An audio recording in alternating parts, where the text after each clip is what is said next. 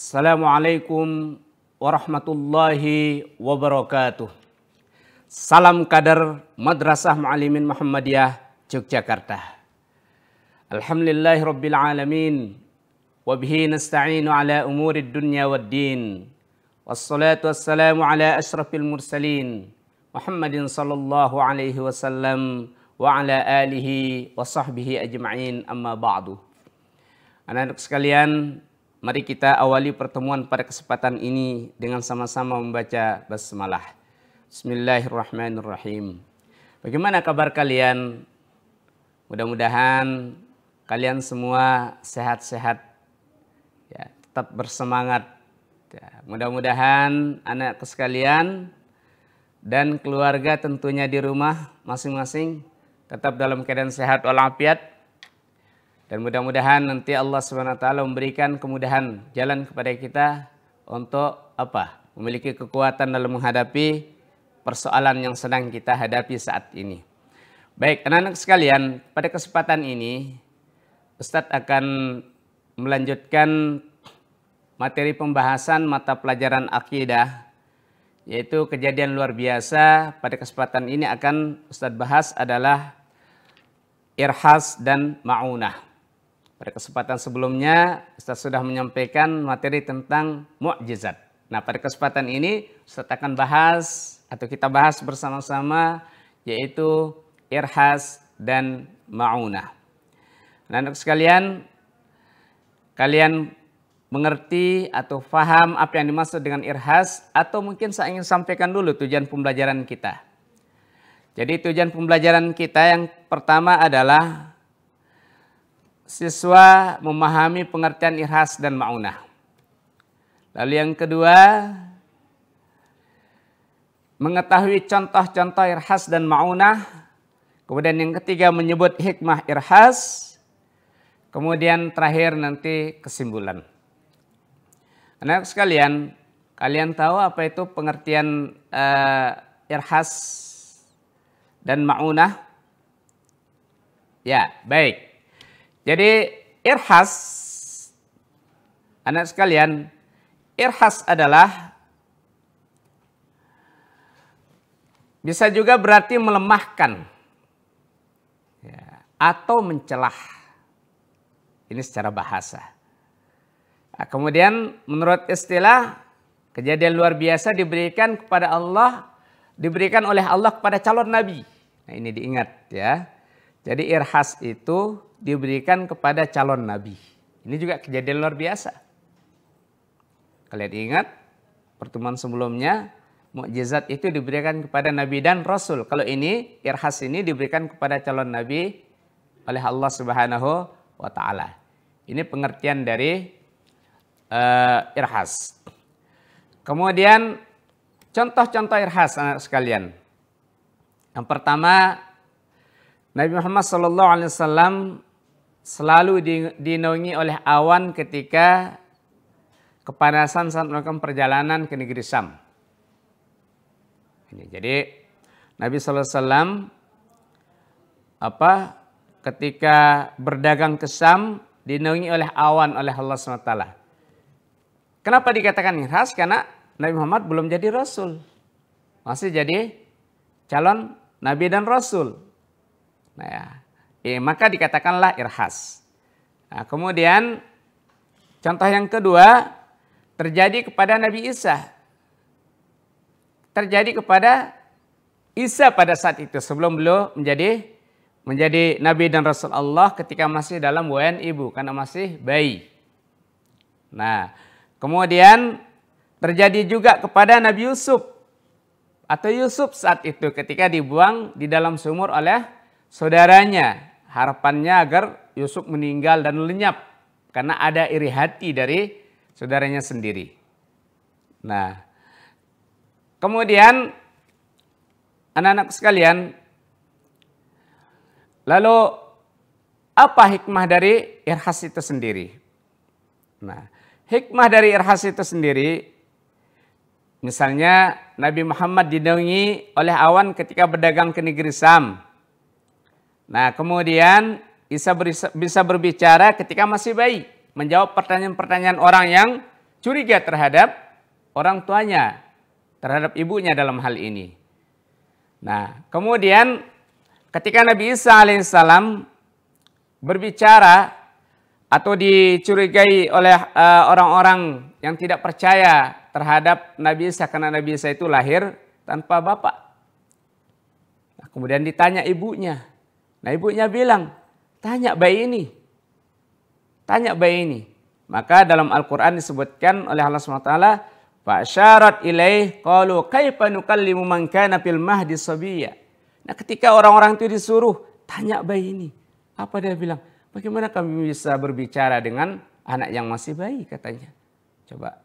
Bagaimana kami bisa berbicara dengan anak yang masih bayi, kata orang-orang yang curiga terhadap kelahiran Nabi Isa pada saat itu.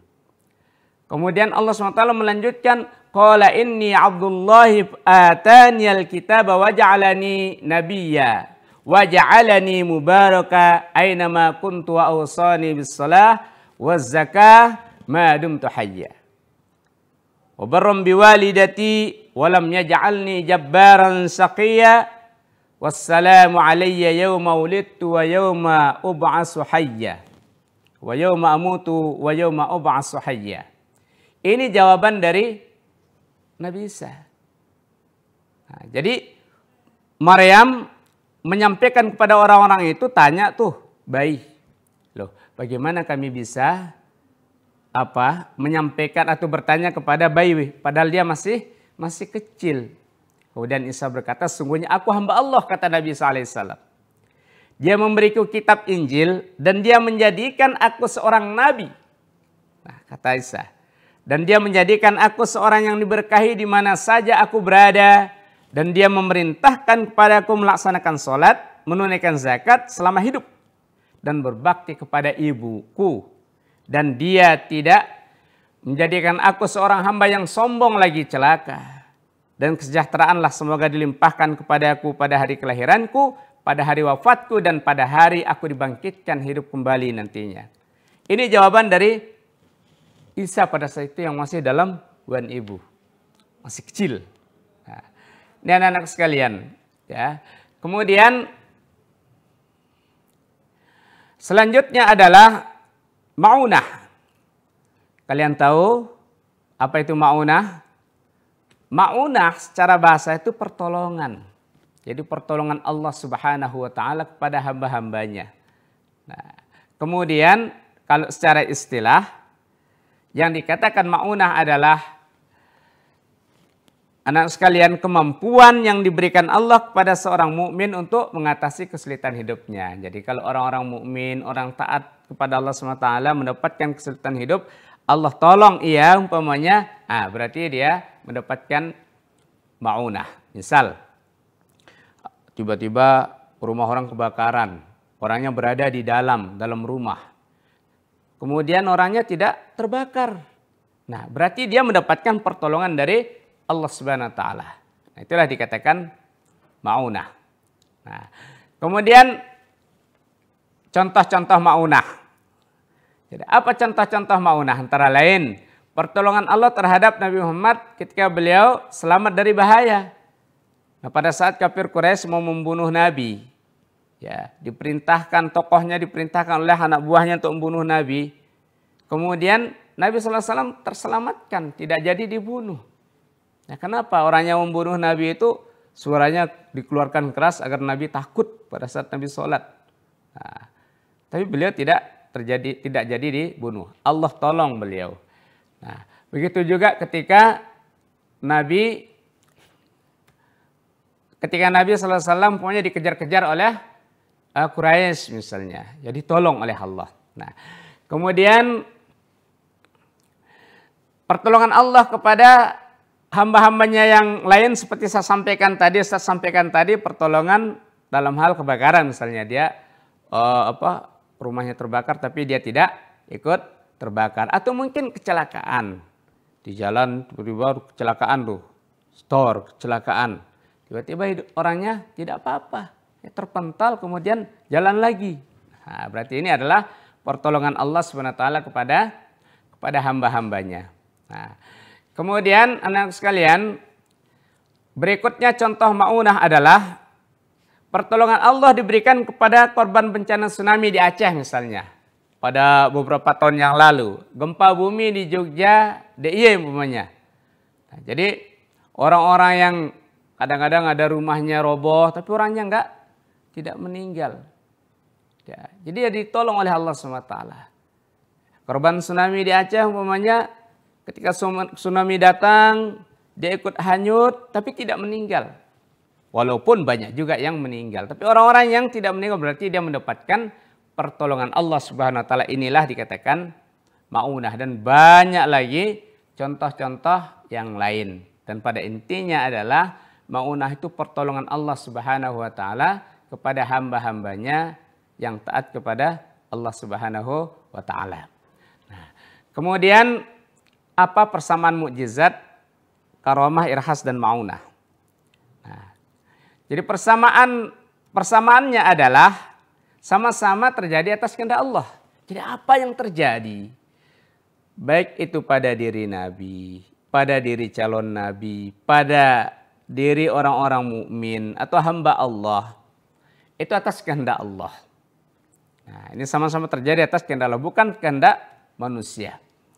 Lalu yang kedua adalah sama-sama peristiwa atau kejadian yang luar biasa sulit diterima oleh akal sehat manusia. Kayak misalnya tadi orang yang hanyut tsunami yang sangat besar sekali, kok tiba-tiba dia selamat.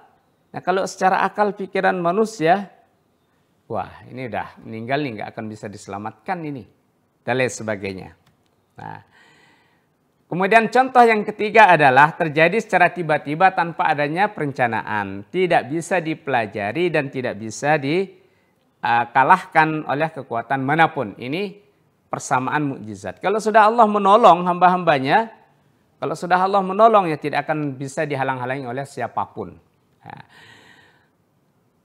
kemudian yang keempat, sama-sama diberikan untuk mengatasi kesulitan dan masalah serta menolong hambanya yang taat kepada Allah SWT. Ini semuanya ini kesamaannya adalah sama-sama diberikan Allah SWT untuk menolong hamba-hambanya yang mengalami kesulitan.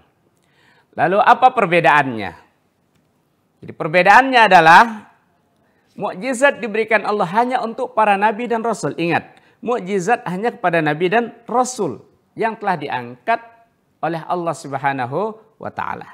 Sedangkan karamah, maunah dan irhas diberikan kepada orang-orang beriman dan manusia biasa yang ditolong oleh Allah SWT atas kehendak Allah SWT tentunya.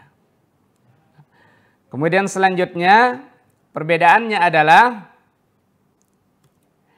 mukjizat ini diberikan untuk membuktikan kenabian dan kerasulan sekaligus untuk melemahkan orang-orang kafir yang bermaksud apa? Yang bermaksud jahat. Begitu juga karamah, maunah diperintahkan kepada atau diberikan kepada semua orang yang beriman kepada Allah SWT. Orang-orang soleh, taat kepada Allah, menolong dan melindungi mereka dari bahaya atau hal-hal yang buruk. Nah, itulah pembahasan dari karamah dan irhas dan maunah. Kemudian kesimpulannya adalah irhas itu kejadian luar biasa diberikan kepada Allah SWT, diberikan Allah kepada calon nabi, itu irhas. Lalu maunah itu adalah pertolongan Allah kepada hamba-hambanya yang taat kepada Allah Subhanahu wa taala. Ingat, pertolongan hambanya kepada orang yang taat kepada Allah. Bagaimana kalau ada hamba-hambanya yang tidak taat kepada Allah, berarti bukan maunah. Ya, bukan maunah. Tapi kalau pertolongan Allah kepada hamba-hamba yang taat kepadanya, berarti itu dikatakan maunah. Ini anak-anak sekalian, kesimpulan dari pembahasan kita pada kesempatan ini. Kemudian jangan lupa kalian rajin belajar di rumah masing-masing, ya, jaga kesehatan. Nah, jangan lupa juga kunjungi materi pembelajaran ini di portal belajar siswa.muallimin.sch.id, dan semua materi yang ada di sana kalian pelajari, kalian telaah, ya, kalian amati dan lain sebagainya. Mudah-mudahan Allah SWT memberikan jalan kemudahan bagi kalian semua untuk menuntut ilmu di Madrasah Muallim Muhammadiyah Yogyakarta. Itulah yang dapat Ustaz sampaikan. Kurang lebihnya Ustaz mohon maaf. Assalamualaikum warahmatullahi wabarakatuh.